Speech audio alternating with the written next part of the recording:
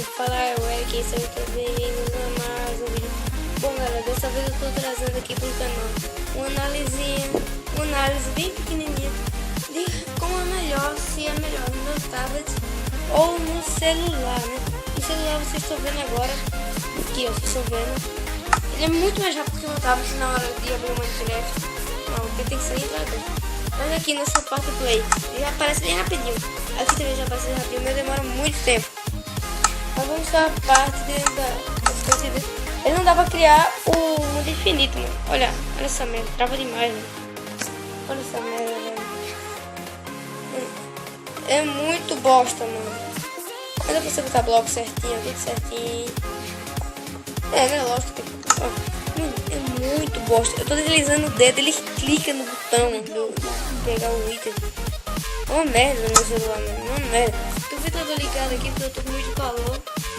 Aí tá batendo um pouquinho do vento, aí não tá no telefone, o vento fica meio bugado. Então vamos já mostrar tudo. Galera, quando eu tava com uma poção pra cair nele, mano, se liga.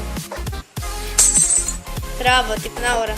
Esse meu telefone é muito ruim, ele é um Galaxy, um Samsung Galaxy 1 Duo. Ele é muito bosta mesmo. Né?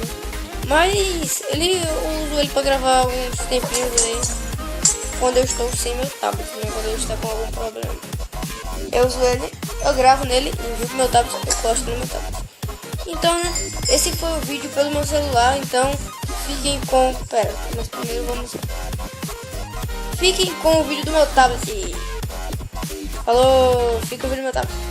Agora eu estou no meu tablet, né? Podem ver já que já mudou muito o gráfico. Vamos lá, ó, disse que travava muito. Mas que ficava pra jogar. Aqui também no novo mundo. Ó, tá aparecendo aqui no outro mundo, ó. No celular. Aí, vamos lá partir para um mundo aqui, né? Meu aqui no mundo. Dá pra ver infinito, mas tá assim. Não tá conseguindo jogar, né? Pronto. Eu fui uma matinmazinha com o Pedro do Herobrine, não foi matinma. Foi 5 maneiras de morrer para o Herobrine. Vamos lá, você pode ver, ó. Bota muito mais direito no lagamento, né? A gravação não laga um pouquinho menos. Vamos tacar o pote suspense no pote. Eita, peguei um livro.